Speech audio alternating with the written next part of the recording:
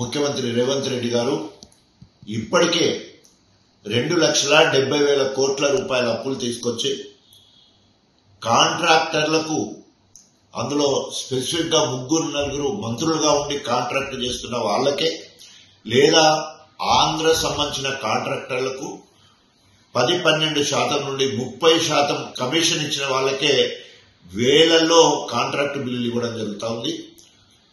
అంతేకాకుండా ఆయన ముఖ్యమంత్రి పదవి కాపాడుకోవడం కోసం రాహుల్ గాంధీ గారికి కప్పం కడతా ఉన్నాడు.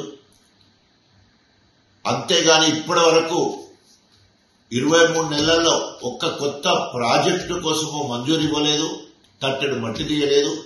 కనీసము ప్రాజెక్టులు రిపేర్ చేయడం కానీ, మోటార్లను మరమ్మతు చేయడం కానీ, తర్వాత ఎక్కడైతే ఆగిపోయిన మిషన్లు ఉన్నాయో వాటిని రన్ చేయడం కానీ అట్లాంటివి ఏం చేయకుండా ఈ రోజు మరి ప్రజల ఉసురు పోసుకుంటున్నట్టు రేవంత్ రెడ్డి గారు.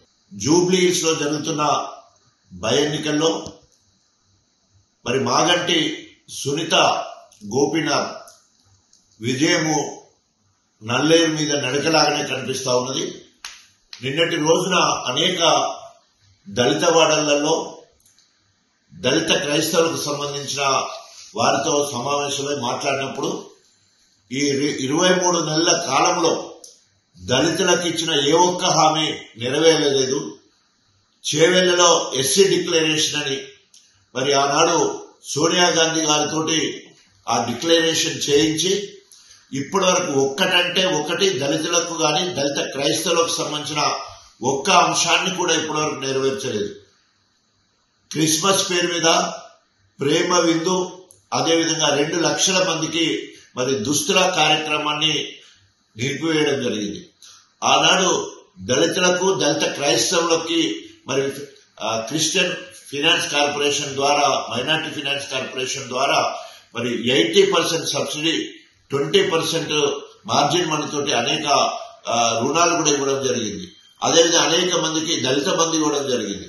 దళిత బంధును మరి వారు 12 లక్షలకు ఇస్తారని చెప్పేసి అది 23 నెలలు అంటే సగం పీరియడ్ ఇప్పటికీ అయిపోయింది. 5 సంవత్సరాలలో ఇప్పటి వరకు దానికి అతి లేదు, గతి లేదు.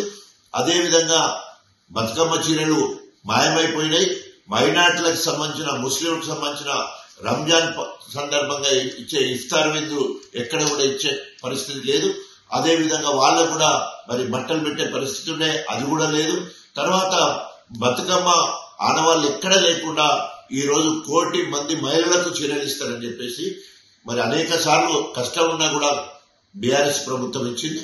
2 చీరలు ఇస్తామని చెప్పేసి మాయమాటలు చెప్పి ఇప్పటి వరకు ఒక్క చీర కూడా రేవంత్ రెడ్డి ప్రభుత్వం ఇవ్వలేదు. ఇవన్నీ కూడా ప్రజలు గమనిస్తా ఉన్నారు. తప్పకుండా బై ఎన్నికల్లో, అక్కడ జరిగే ఉప ఎన్నికల్లో మరి మాగంటి సునీత గోపీనాథ్ భారీ మెజార్టీతో గెలుస్తారు. దళితులు, దళిత క్రైస్తవులు అందరూ కూడా ఇప్పటికీ బీఆర్ఎస్ పార్టీ వెంబడే ఉన్నారు. వారిచ్చిన మాయమాటలు నమ్మి మొన్న కాంగ్రెస్ కోటేసినాం. ఎందుకంటే బడుగు బలైన వర్గాలకు మరి ఆదరణ కరువైన వాళ్లకు ఆసరా పెన్షన్లతోటి కేసీఆర్ గారు ఆదుకున్నాడు. 200 ఉన్న పెన్షన్ 2,000 చేసిండు. వీళ్ళు 4,000 ఇస్తారని ఎవరికి ఇయ్యలేదు. వృద్ధులకు గాని, అదేవిధంగా ఒంటరి మహిళలకు గాని, వితంతులకు గాని, చేనేత కార్మికులకు గాని, గీతా కార్మికులకు గాని ఎవ్వరికి కూడా అణగారిన బిడ్డలకు ఎక్కడ కూడా అదనంగా రాలేదు. మత్స్య కార్మికులకు సాపలు ఇవ్వడం లేదు. అదేవిధంగా గొల్ల కుర్మలకు గొర్రె పిల్లల స్కీము తీసేయడం జరిగింది. ఈ రకంగా అణగారిన బిడ్డలను ఆదుకున్నది ఆనాడు కేసీఆర్ గారి ప్రభుత్వమే. మరి అన్ని కూడా నెరవేర్చింది. ఈ రోజు కాంగ్రెస్ ప్రభుత్వం ఏ ఒక్క హామీ నెరవేర్చలేదు. కాబట్టి తప్పకుండా కాంగ్రెస్ కు బుద్ధి చెప్తామని చెప్పేసి దళితులు, దళిత కష్టవులు అందరూ కూడా ముక్కుముడితో మరి గెలిపించే బాధ్యత మరి వాళ్ళే తీసుకుని చెప్పడానికి సంతోషపడుతున్నాం. వరంగల్ కి సంబంధించిన గతంలో టీడీపీలో పనిచేసిన మరి వేం నరేందర్ రెడ్డి గారు, కడియం శ్రీహరి గారు, రేవూరి ప్రకాష్ రెడ్డి గారు, వీరికి తోడుగా పొంగులేటి శ్రీనివాస్ రెడ్డి గారు, వీళ్ళందరూ కూడా ఒక జతగట్టి గ్రూప్ రాజకీయాలు, ఇంతకుముందు బీఆర్ఎస్ పార్టీలో ఉన్నప్పుడు కడియం శ్రీహరి గ్రూప్ రాజకీయాలు చేసేది. అదేవిధంగా ఈరోజు కాంగ్రెస్ లో కూడా మరి గ్రూప్ రాజకీయాలు చేసి కొండ సురేఖ పదవిని గుంజుకోవాలనే ఉద్దేశంతో ఆమెను అనేక రకాలుగా హింసకు గురి చేయడం కాకుండా రేవంత్ రెడ్డి దగ్గర మరి సాటు మాటు ముచ్చట్లని కూడా చెప్పి ఆమెగా మరి కక్ష సాధించి పనిచేయడం జరుగుతోంది. తప్పకుండా ఇవన్నీ కూడా ప్రజలు గమనిస్తా ఉన్నారు. మరి ఒక బీసీ మహిళ సురేఖమ్మ గారిని చిత్రహింసలు చేయడాన్ని మేము తీవ్రంగా ఖండిస్తా ఉన్నాం. అదేవిధంగా వరంగల్లో జరుగుతున్న ఈ గ్రూప్ రాజకీయాలకు ప్రధాన కారకుడు కడియం శ్రేణి అని చెప్పేసి తెలియజేసుకుంటున్నాం. మెట్రిక్ టన్నుల సన్న రకం తీసుకోవడం జరిగింది. వాటికి దాదాపు ఇంతకుముందు చెప్పినట్టు 1160 కోట్ల రూపాయలు రైతులకు ఇవ్వాల్సి ఉన్నది. వాటి గురించి మాట్లాడక ఈరోజు ముందేమో అన్ని రకాలకు వాటితో పాటు మొక్కలకు పత్తికి కూడా బోనస్ ఇస్తామని మాట్లాడారు ఎలక్షన్లకు ముందు. కనీసం ఎలక్షన్లు అయిపోయిన తర్వాత దొడ్డు వెరైటీ కాకుండా సన్న వాటికి ఇస్తారంటే సన్నలు పండిస్తే దిగుబడి తక్కువ వస్తుంది, అయినా కూడా బోనస్ వస్తుందని ఆశతోటి చాలా మంది పోయిన వేసంగి అదేవిధంగా అంతకుముందు వానకాలం కూడా వేశారు. కానీ రైతులకు కాంగ్రెస్ మొండి చేయి చూపడంతో సన్నాలు వేయడం బంద్ చేశారు. సో దానివల్ల ఈసారి ఈ వానాకాలంలో ఈ ఖరీఫ్ సీజన్ లో మరి దొడ్డు రకాలు ఎక్కువ వేశారు, సన్నయి తక్కువనే వేశారు. అయినా కూడా పోయిన వేసంగికి సంబంధించిన బోనస్ పైసలు తర్వాత అదేవిధంగా ఈ వానకాలానికి సంబంధించిన బోనస్ పైసలు వెంటనే రైతులకు కొనుగోలు చేసిన వెంటనే 45 గంటల్లో ఇస్తారని చెప్పడం జరిగింది. అవి కలిపి ఇవ్వాలని చెప్పేసి డిమాండ్ చేస్తా ఉన్నాం. తర్వాత ఎక్కడైతే ఎంఎస్పీ ఎక్కడైతే మద్దతు ధరతో కొంటారో వాటితో కలిపిస్తామని మాట్లాడడం జరుగుతుంది. కానీ ఈరోజు ఎంఎస్పీ అకౌంట్ వేరే ఉంటుంది, కేంద్ర ప్రభుత్వం ద్వారా వచ్చే పైసలు, తర్వాత ఈ బోనస్ పౌరకుల శాఖ ద్వారా ఈ రాష్ట్రంలో ఇచ్చే కార్యక్రమం ఉంటుంది.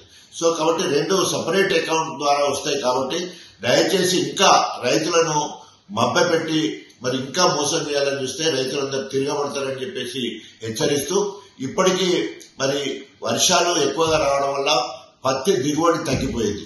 అదేవిధంగా మొక్కజొన్న కూడా ఇప్పుడు ఆల్రెడీ హార్వెస్ట్ చేసి మక్కలు సిద్ధంగా ఉన్నాయి, పత్తి కూడా సిద్ధంగా ఉన్నది. వెంటనే కొనుగోలు కేంద్రాలను ఏర్పాటు చేసి మరి వెంటనే వాటిని కొనుగోలు చేయాలని కూడా డిమాండ్ చేస్తా ఉన్నాం. కేసీఆర్ గారు ముఖ్యమంత్రిగా ఉన్నప్పుడు ఈవెన్ కరోనా సమయంలో కూడా మరి కొనుగోలు కేంద్రాలు తెరవడం కాకుండా రైతులను ఆదుకోవడానికి వారం రోజుల్లోనే డబ్బులు ఇచ్చిన సంగతి ఇక్కడ గుర్తు చేస్తా ఉన్నాం. కాబట్టి దయచేసి వెంటనే రైతులకు 48 గంటలలో బోనస్ డబ్బులు చెల్లించాలి.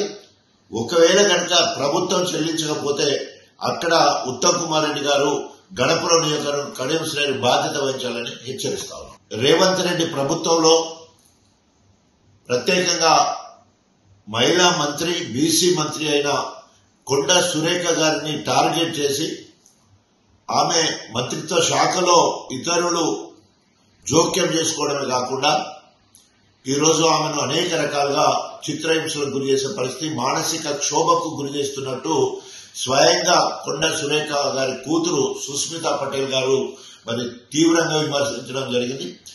రేవంత్ రెడ్డి అన్నదమ్ములు మాత్రము భూ కబ్జాలు చేయొచ్చు, అలాంటి భూ కబ్జాదారులకు పోలీస్ ప్రొటెక్షన్ ఇస్తారు, సెక్యూరిటీ ఇస్తారు, మరి మా దగ్గరున్న సెక్యూరిటీ మొత్తం తీసేస్తారు. దీని అర్థం ఏంటి, నేను బీసీ బిడ్డని అయినందుకేనని చెప్పేసి మాట్లాడారు.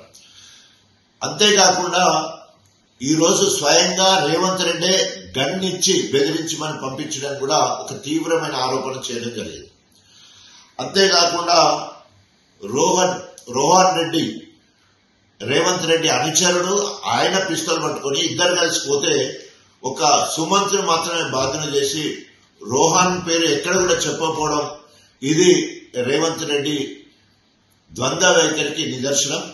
ఈరోజు స్వయంగా ముఖ్యమంత్రి గారి మీదనే అవినీతి ఆరోపణలే కాదు, గన్ కల్చర్ కూడా ఈరోజు ముఖ్యమంత్రి గారు పాత రోజులు మరి ఆయన మీద 89 క్రిమినల్ కేసెస్ ఇప్పుడే ఉన్నాయి. దాన్ని ఇప్పటికీ కూడా ముఖ్యమంత్రి అయిన తర్వాత కూడా దాన్ని పొడిగిస్తాను కొనసాగిస్తున్నట్టు దానికి నిదర్శనం.